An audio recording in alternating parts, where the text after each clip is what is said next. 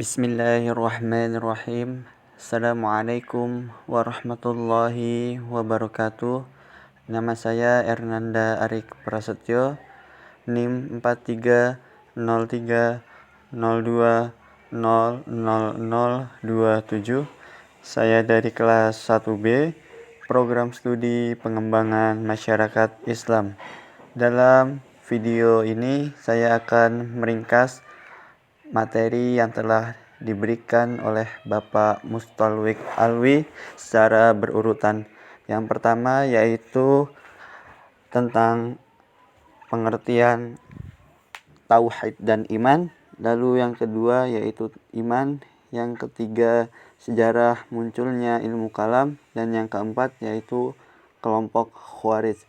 Demikian, wassalamualaikum warahmatullahi wabarakatuh.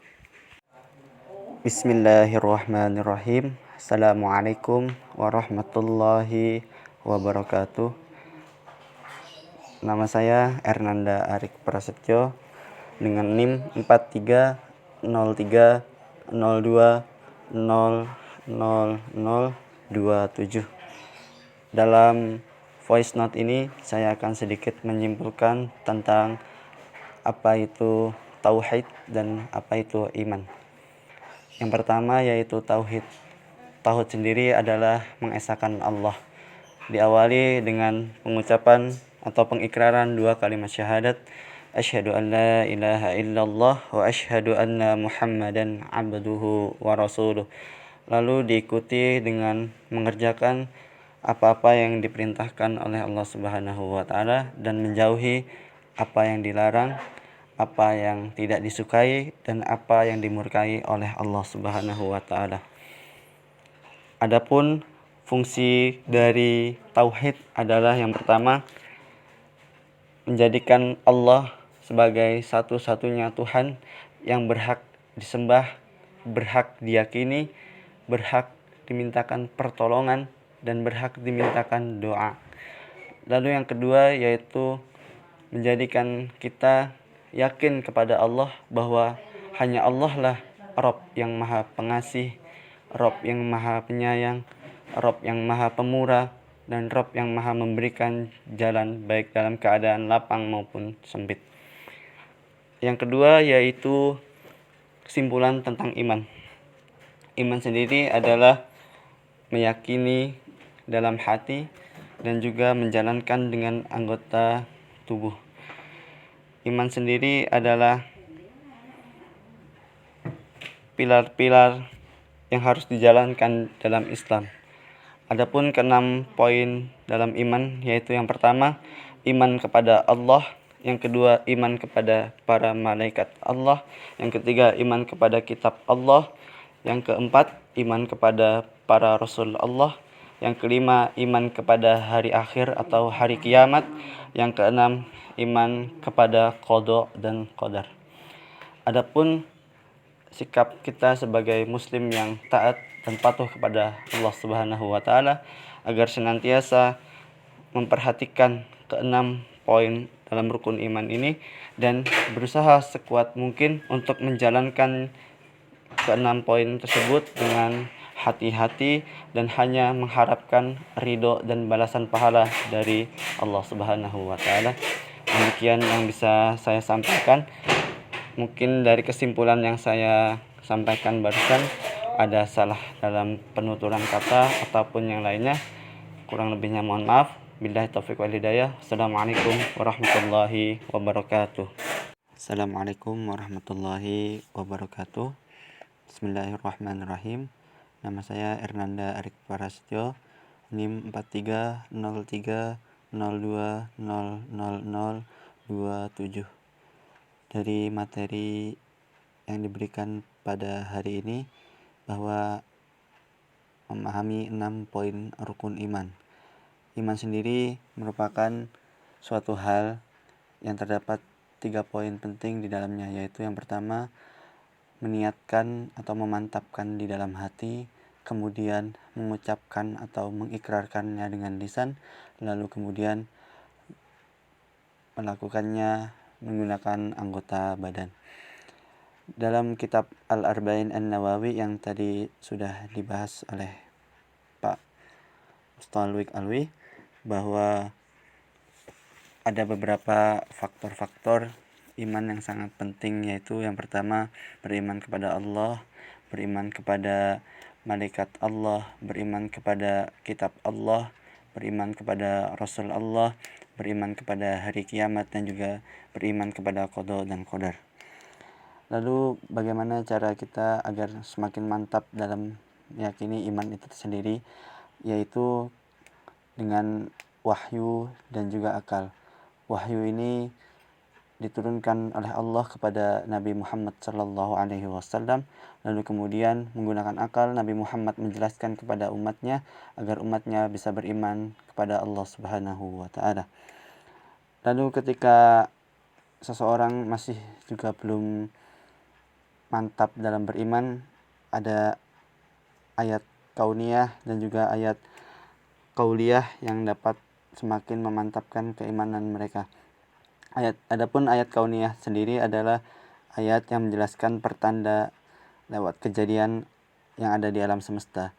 Kemudian ayat qauliyah adalah ayat pertanda kebesaran Allah yang dijelaskan melalui wahyu atau Al-Quran. Terima kasih. Wassalamualaikum warahmatullahi wabarakatuh. Bismillahirrahmanirrahim. Assalamualaikum warahmatullahi wabarakatuh. Nama saya Ernanda Arik Prasetyo, NIM 430302000027. Saya akan sedikit menjelaskan tentang sejarah mulai munculnya ilmu kalam. Ilmu kalam adalah suatu ilmu yang membahas tentang dialektika, di mana dialektika ini dibahas oleh para teolog atau ahli agama. Mereka berdialektika atau berdebat tentang rukun iman, tentang Allah, tentang sifat-sifat Allah, dan yang lain-lain, untuk mempertahankan pendapat masing-masing dalam mempertahankan dan memahami agama Islam. Di zaman dahulu, pada zaman Nabi Muhammad SAW, segala permasalahan besar tidak pernah menjadi pertentangan dalam tubuh umat Islam pada saat Nabi Muhammad SAW masih hidup. Lalu kemudian berganti kepemimpinan melalui persetujuan kaum Muhajirin dan juga kaum Ansar. Diangkatlah Abu Bakar dan juga Umar bin Khattab sebagai langkah perjalanan awal Khulafaur Rasyidin. Pada masa kepemimpinan Abu Bakar, belum ada permasalahan yang serius tentang perbedaan pendapat dalam Islam. Lalu kemudian setelah masa kepemimpinan Abu Bakar Asy-Syiddiq, digantilah oleh Umar bin Khattab, di mana pada masa kepemimpinan Umar bin Khattab juga belum ditemukan masalah-masalah yang berat dan juga serius yang memperdebatkan tentang Islam. Lalu kemudian ketika kepemimpinan berganti menjadi Utsman bin Affan,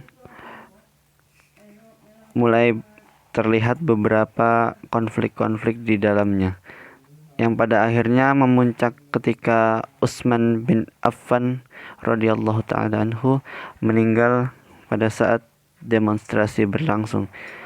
Lalu kemudian dengan peristiwa meninggalnya Utsman bin Affan, diangkatlah Ali bin Abi Thalib dengan tuntutan agar menyelidiki siapa yang membunuh Utsman bin Affan. Lalu pada saat kepemimpinan Ali bin Abi Thalib, terjadilah dua perang, yaitu perang dengan Aisyah yang dinamakan Perang Jamal, lalu yang kedua yaitu perang dengan Muawiyah yang disebut dengan Perang Siffin.